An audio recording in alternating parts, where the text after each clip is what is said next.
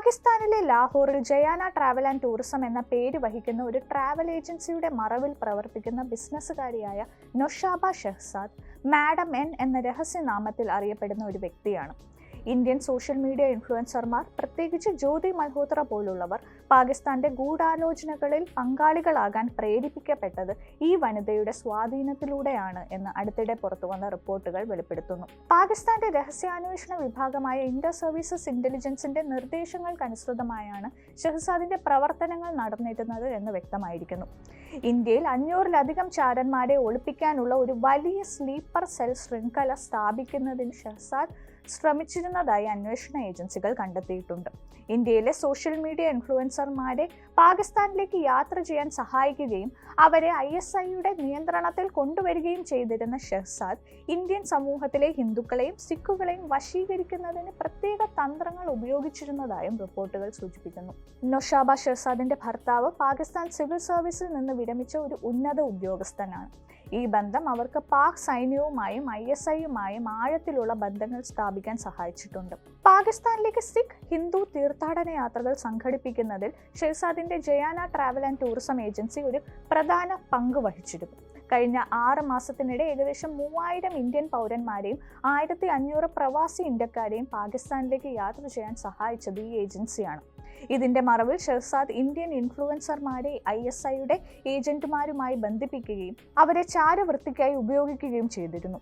ഈ യാത്രകളിൽ പങ്കെടുത്തവരിൽ പലരും പാകിസ്ഥാന്റെ ഗൂഢലക്ഷ്യങ്ങൾക്കായി പ്രവർത്തിക്കാൻ സമ്മതം മൂളിയവരാണ് എന്ന അന്വേഷണത്തിൽ വ്യക്തമായിട്ടുണ്ട്.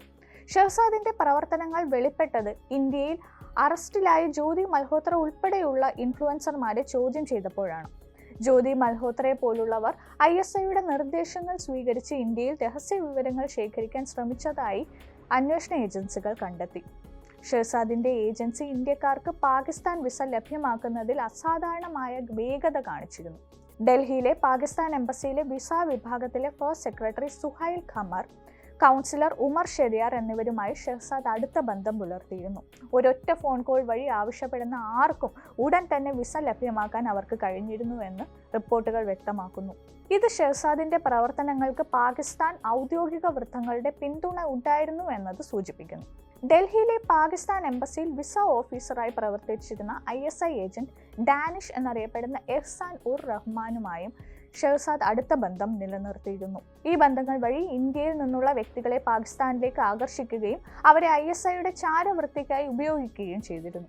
ഷെഹ്സാദിന്റെ ട്രാവൽ ഏജൻസി തീർത്ഥാടന യാത്രകളുടെ മറവിൽ ഇന്ത്യൻ പൗരന്മാരെ പാകിസ്ഥാനിലേക്ക് കൊണ്ടുവരുന്നതിനും അവിടെ ISI ഏജന്റുമാരുമായി ബന്ധപ്പെടുത്തുന്നതിനും ഒരു മാർഗമായി ഉപയോഗിച്ചിരുന്നു.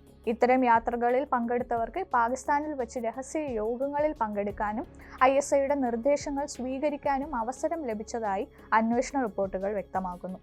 ഇന്ത്യൻ അന്വേഷണ ഏജൻസികൾ ഈ ശൃംഖലയെക്കുറിച്ച് കൂടുതൽ വിവരങ്ങൾ രേഖപ്പെടുത്തുന്നതിനായി തുടർ അന്വേഷണം നടത്തിവരികയാണ്. ഷെഹ്സാദിന്റെ പ്രവർത്തനങ്ങൾ ഇന്ത്യയുടെ ദേശീയ സുരക്ഷയ്ക്ക് വലിയ ഭീഷണിയാണ് ഉയർത്തിയിരിക്കുന്നത്. ഈ സംഭവം സോഷ്യൽ മീഡിയ ഇൻഫ്ലുവൻസർമാർ പോലുള്ളവരെ ഉപയോഗിച്ച് വിദേശ ശക്തികൾ എങ്ങനെ രഹസ്യ വിവരങ്ങൾ ശേഖരിക്കാൻ ശ്രമിക്കുന്നു എന്നതിൻ്റെ ഒരു ഉദാഹരണമാണ്. പാകിസ്ഥാന്റെ ഈ ഗൂഢതന്ത്രങ്ങൾ തടയുന്നതിന് ഇന്ത്യൻ സുരക്ഷാ ഏജൻസികൾ കൂടുതൽ ജാഗ്രത പുലർത്തേണ്ടതിൻ്റെ ആവശ്യകതയും ഈ സംഭവം വെളിപ്പെടുത്തുന്നു.